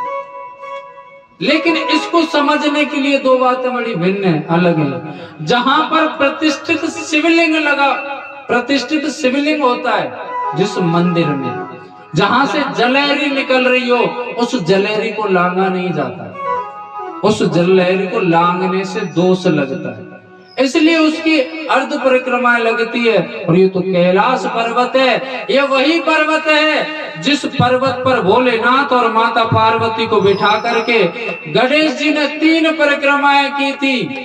कितनी परिक्रमा की थी गणेश जी ने? पूर्ण की थी कि आधी की थी? पूरी की थी ना। सभी को पूरी परिक्रमा लगानी है। जहाँ शिव महापुराण होती है वहाँ कैलाश पर्वत के समान महादेव स्थापित रहते हैं, उसकी पूर्ण परिक्रमा लगाई जाती है। और जहां पर शिवलिंग स्थापित होता है वहां पर अर्ध परिक्रमा लगती है। सबको परिक्रमा लगानी है और सांझ को आरती में जरूर सम्मिलित होना है। प्रातः सभी जल लेकर के आए, जिन माताओं ने कलश उठाए अपने घर से। और ये जो आग का कलश है इसमें जल डालना है नित्य 7 दिन, ये खाली नहीं होना चाहिए, उतना जल लेना है। और हाँ, जो जल है वो अपने घर से ही लाएं, मंदिर से ना लें। इस कथा के बारे में हम कल बताएंगे कि क्यों अपने घर से लाना चाहिए। और पात्र भी घर का ही होना चाहिए, मांगने का नहीं होना चाहिए कि बहन तेरे लोटा दीजिए, लोटा दूंगी आके। जैसा बर्तन आपके घर में हो उस बर्तन में लेकर के आए। और 7 दिन की कथा है तो 14 दीपक मंगा लें मिट्टी के, सभी मंगा सकते हैं। जिन्होंने कलश उठाए वो ही नहीं, उनके अलावा भी। सुबह के टाइम पर दीपक जलाएं अपना, और सांझ को जब आरती में आए ना तो दीपक घर से ही बना करके लाएं और उस दीपक के द्वारा आरती करें। सायकालीन जो आरती है, कितने बजे का समय रखोगे? 6:30 बजे का आरती का समय रहेगा सायकालीन का।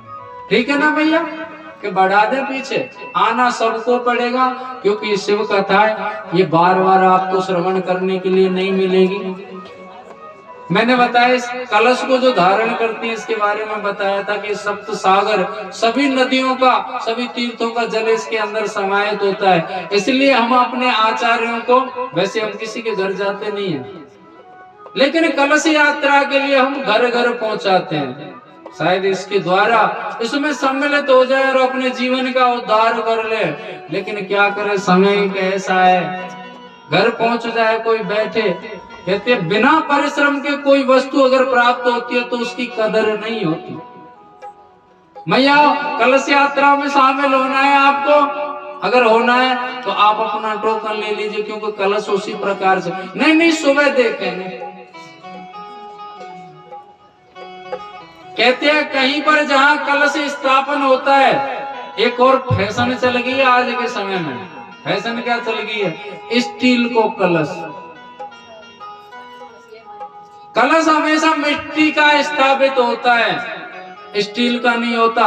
और सत्यता यह है कि लोहा और स्टील तो हमेशा पूजा में वर्जित रहते हैं। या तो अष्ट धातु तांबे का होना चाहिए, अष्ट धातु का होना चाहिए, या पीतल का होना चाहिए, लेकिन स्टील लोहे का नहीं।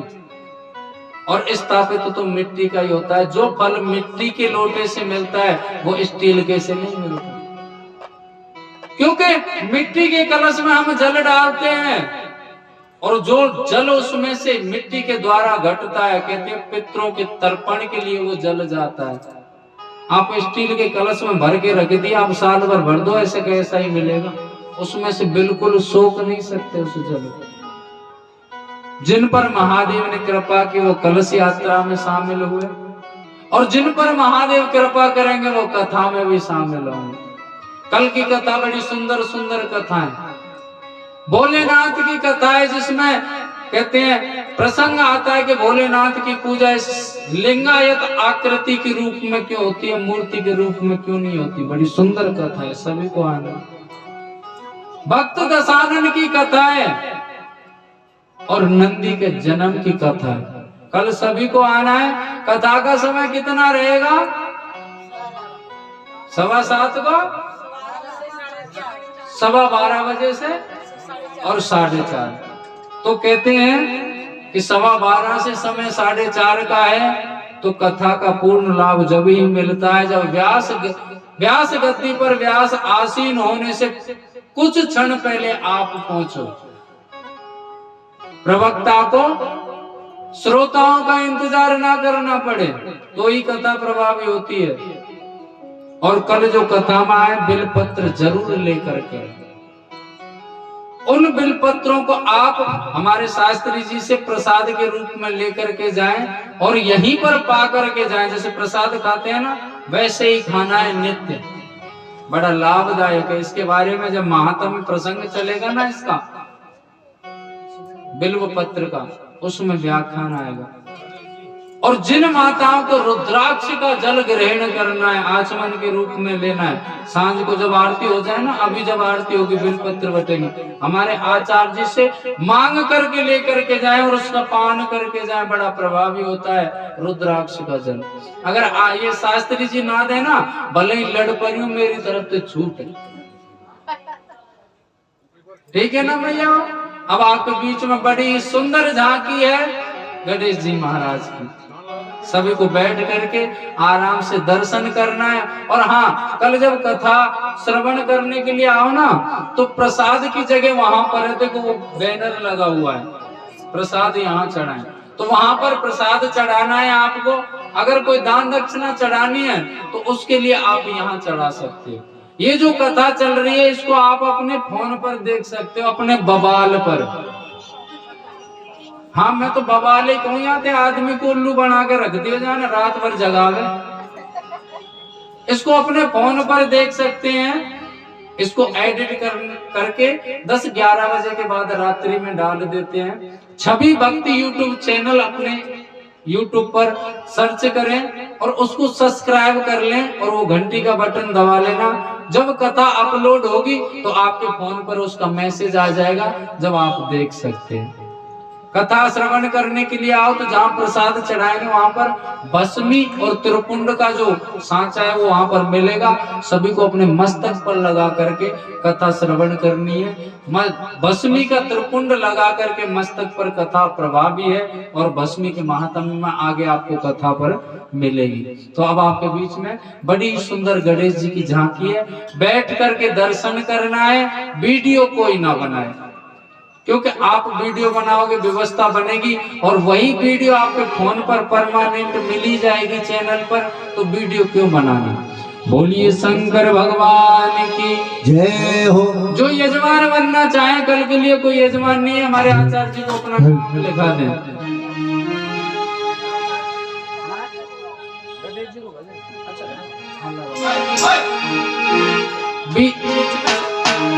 बीच में से जगह कर दो भैया, आप बैठ जाए, इस प्रकार खड़े ना हो। बीच में से भैया खड़े जगह कर दो, थोड़ी सी दर्शन करें, सभी को पूजन करने का सौभाग्य प्राप्त होगा। तत्पश्चात आरती करेंगे।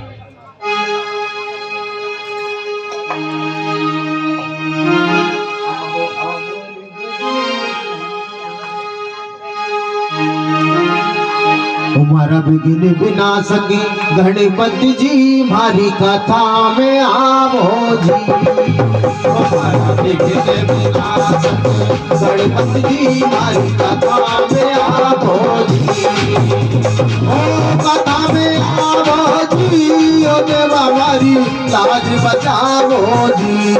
हाँ कथा में आवो जी, देवा मारी लाज बचाओ जी। ओ मारा विघ्न विनाशक गणपति जी मारी लाज बचाओ जी।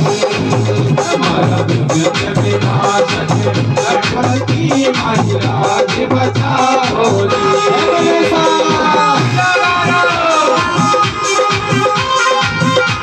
ओ काशी नगरी जाऊंगी बहन विश्वनाथ मनाऊंगी।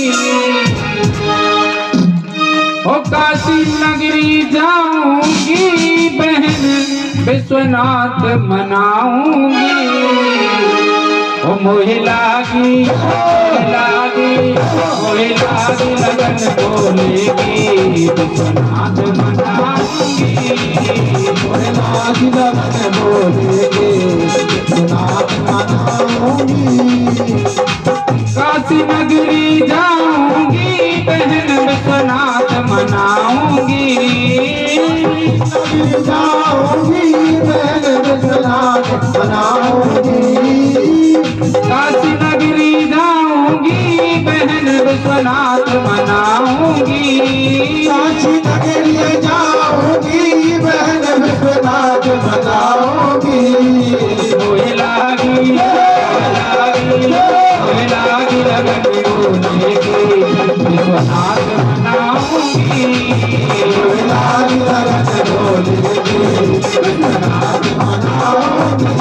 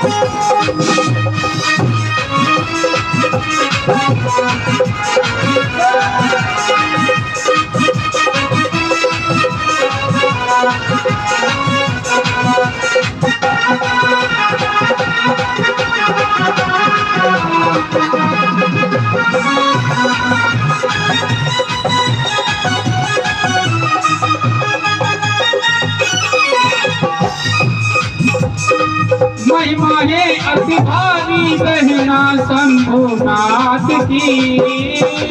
महिमा है अति भारी बेला शंभुनाथ की।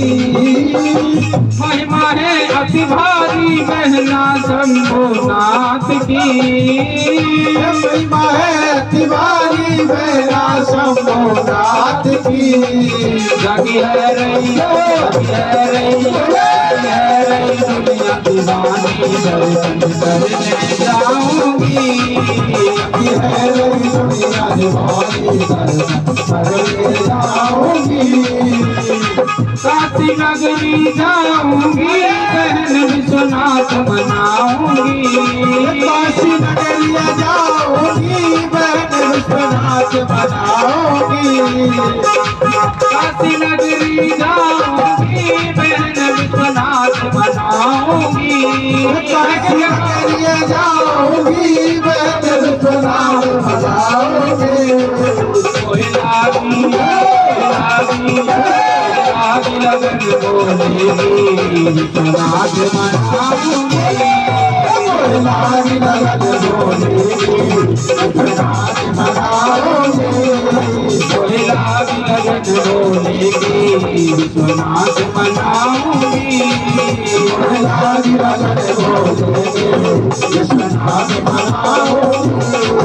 मोहिनाथ लगन भोले की विश्वनाथ मनाऊंगी। बोलिए शंकर भगवान की जय हो, श्री शिव महापुराण की जय हो, बाबा महाकाल की नमः पार्वती पते हारे हारे हारे महा शंभो। आरती श्री त्रिपुरारी की उमापति गंगाधारी की। आरती श्री त्रिपुरारी की उमापति गंगाधारी की। आरती श्री त्रिपुरारी की उमापति गंगाधारी की। आरती श्री त्रिपुरारी की उमापति गंगाधारी की। आरती श्री त्रिपुरारी की उमापति गंगाधारी की। सिर पे जटा झूठ सोहे सिर पे जटा झूठ सोहे सिर पे जटा झूठ सोहे सिर पे जटा झूठ सोहे चंद्रमा सबका मन मोहे चंद्रमा सबका मन मोहे चंद्रमा सबका मन मोहे चंद्रमा सबका मन मोहे सिर पे जटा झूठ सोहे सिर पे जटा झूठ सोहे चंद्रमा सबका मन मोहे चंद्रमा सबका मन मोहे जटा में गंग पिए नित भंग जटा में गंग पिए नित भंग जटा में गंग पिए नित भंग जटा में गंग पिए नित भंग भगत के संकट हारी की उमापति गंगाधारी की। आरती श्री त्रिपुरारी की उमापति गंगाधारी की। आरती श्री त्रिपुरारी की उमापति गंगाधारी की। आरती श्री त्रिपुरारी की उमापति गंगाधारी की। अरे सबो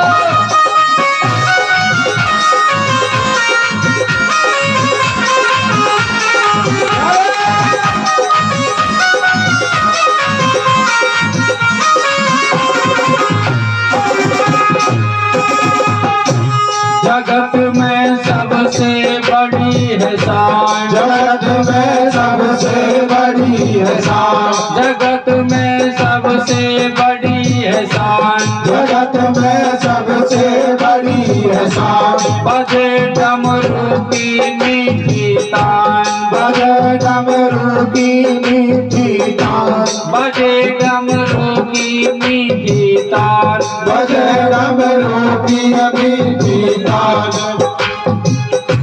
जगत में सबसे बड़ी है शान जगत में सबसे बड़ी है शान बजे डमरू की मीठी तान बजे डमरू की मीठी तान गले में नाग जगाए भाव गले में नाग जगाए भाग गले में नाग जगाए भाव गले में नाग जगाए भाग नादिया के सवारी की उमापति गंगाधारी की। आरती श्री त्रिपुरारी की उमापति गंगाधारी की। आरती श्री त्रिपुरारी की उमापति गंगाधारी की। आरती श्री त्रिपुरारी की उमापति गंगाधारी की। हर महादेव।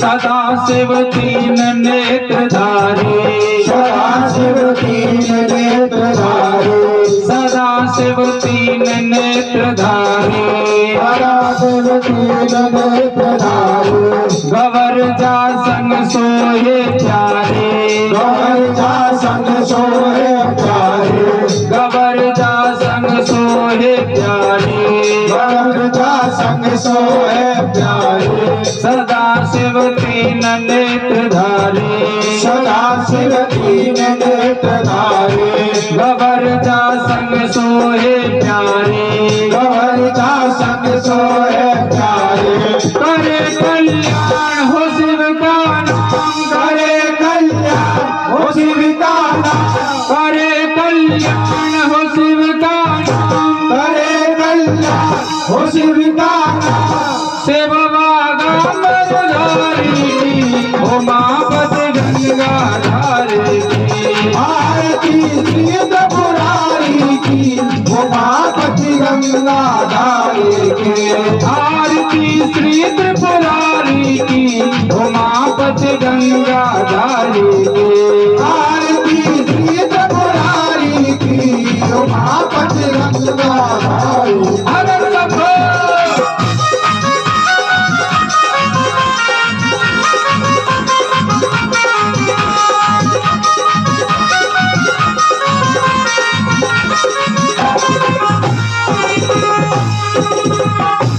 शिव की महिमा अपरंपार शिव की महिमा अपरंपार भगत को करते भव से पार भक्त को करती भव से पार शिव की महिमा अपरंपार शिव की महिमा अपरंपार भगत को करते भव से पार भक्त को करते भव से पार जपो शिव नाम सुबह और शाम जपो शिव नाम सुबह और शाम जपो शिव नाम सुबह और शाम जपो शिव नाम सुबह और शाम सदा भगत नित्यकारी की उमापति गंगाधारी की आरती श्री त्रिपुरारी की उमापति गंगाधारी की आरती श्री त्रिपुरारी की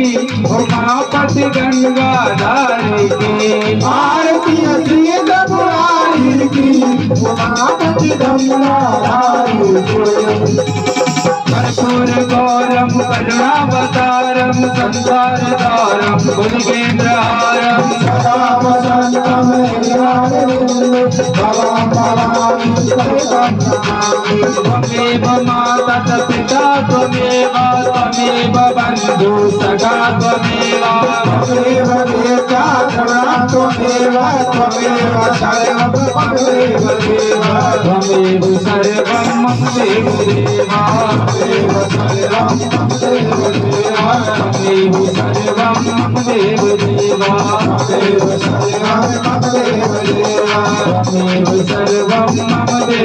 देव त्वमेव सर्वं मम देवा शांति अंदर शांति पृथ्वी शांति रापा शांति रोधय शांति विद्या शांति देवा शांति ब्रह्म शांति सर्वगम शांति शांति देवा शांति सामा शांति वेदी यतो यथा समीयते ततो नो वयं गुरु धन्न गुरु प्रजाभ्यो वयं नमः वचुभ्यः शांति भवतु। सभी हाथ में पुष्प ले लेंगे पुष्पांजलि के लिए।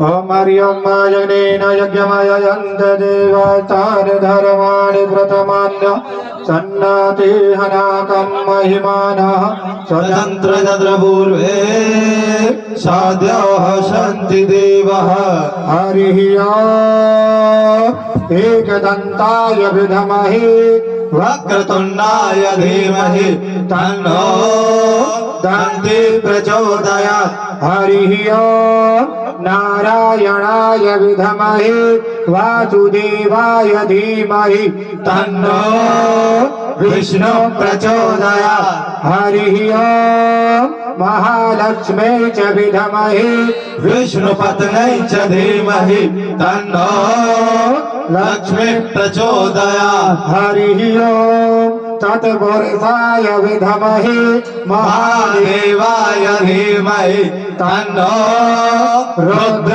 प्रचोदयात् हरिः ओम कात्यायन्यै च विद्महे कन्याकुमारी च धीमहि तन्नो देवी प्रचोदयात् सेवन्ते कामकुलचाम्पकपाटलाभ्यै पन्नारजातकरवीररस लपोत्पै बिल्वा प्रवाल तुलसी दलमञ्जरीभिः त्वं पूजयाम जगदीश्वर मे प्रसीद नानासुगन्धपुष्पाणि यथा कालुर्भवानि च पुष्पाञ्जलिर्मया दत्त गृह